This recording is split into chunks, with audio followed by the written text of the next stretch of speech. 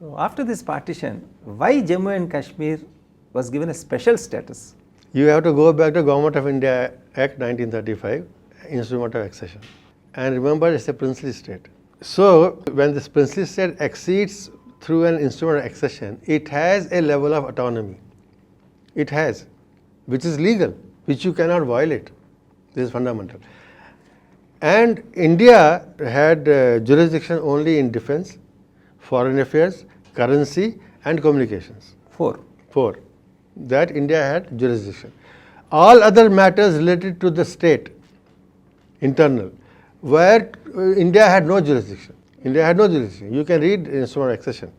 There is no issue. It is all on record. When J&K acceded, India was going to be a secular democratic state. So where is the role of Maharaja in that? There can't be a Maharaja. Okay. There can't be. Secular word was added at that time only? No, secular in the sense that it was a secular state. Was the word there? It was not religious. Secularism was not there. But was India a theocratic state? Was it supposed to be a religious state? No. Precisely. That is why it was a secular state. That means religion will not be mixed with politics. It's a secular state. That's all. But the word secular was not there at that time. No, it need not be. Okay. But you see the worldview kya tha? Okay. We want to be a democratic polity where once you say diversity, that means you are allowing people of different faith, belief system to exist. No? So that is being secular. Yes. Unlike other religions who don't tolerate other people. So once this happened, now Sheikh Abdullah was the tallest leader in Kashmir who had led the movement against Maharaja Hari Singh. So who has a right to be heading J&K state? It is Sheikh Abdullah. So instrument of accession, with all the special privileges, the limitations of India, were transferred, you can say, as it is on to what was come to know as Article 370 and 35A. Nehruji didn't do anything, number one. Number two, what was the political aim? You must read The Birth of a Tragedy 1947 by Alistair Lamb. You must read. Then you will know how Louis Mountbatten, then Nehruji, and Mr. V.P. Menon and Mr. Shri Dwarkanath Kachru was secretary of Nehruji. V.P. Menon was secretary to Mr. Patel sir. How these four saved J&K for you, for India, and ensured that J&K becomes a part of India. These people must read. And since V.P. Menon was a part of that team, and he was secretary to Patel Sahab, that means Sardar Patel had his consent, had given him his consent. You do whatever you want. So that situation, you have to hold on J&K to you. There are so many pulls. If Sheikh Abdullah is asking for a special status, that is my instrument of accession. You retain that. They retained it and gave it a name of Article 370 and 35A. Now, what is this 35A? This 35A was not Pandit Nehru's then gift to J&K.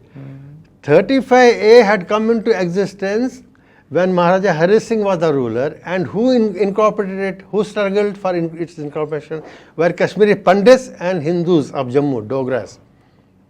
They insisted with Maharaja Hari Singh that you put this Article 35A so that no foreigner, no outsider will be able to buy any property in J&K, and that time, all these outsiders were occupying jobs in the secretariat and administration of Maharaja Hari Singh. And these educated Pandits and Dogras, Hindus, were finding they are not getting any jobs. And Muslims were mainly business community. Yes. That was the remarkable thing. They were business community. So they were not much into jobs. Since Pandits and Hindu Dogras were getting affected, they started this movement to incorporate this clause of a state subject.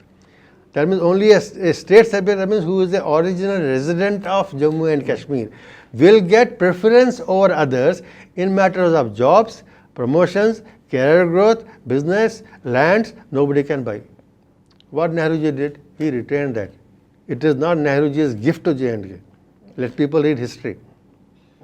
It was there already when Maharaja Hari Singh was the ruler, and there was no talk of partition of India. So that's what he did. He said, okay, you be happy with it.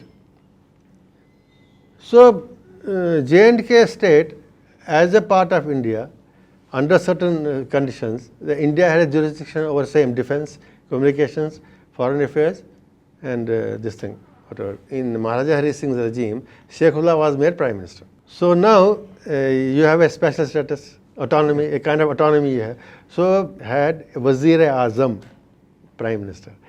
It did not have governor, it had Sadr-e-Riyasat. Sadr-e-Riyasat, that means president.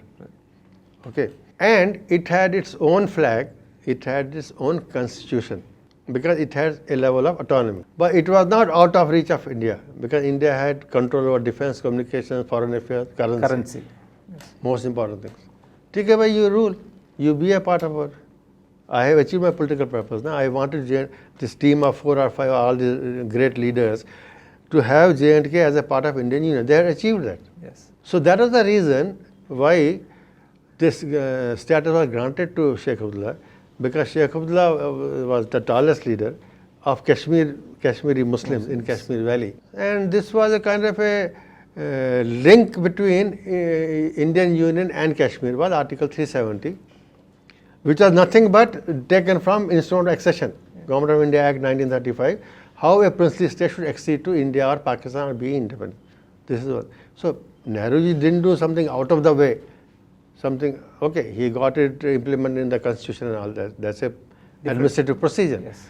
But he didn't do something very revolutionary or unnecessarily, which was not there, and he invented it and he gave it to him. It was already there. That's what I have understood. That's the clarity what this generation wants.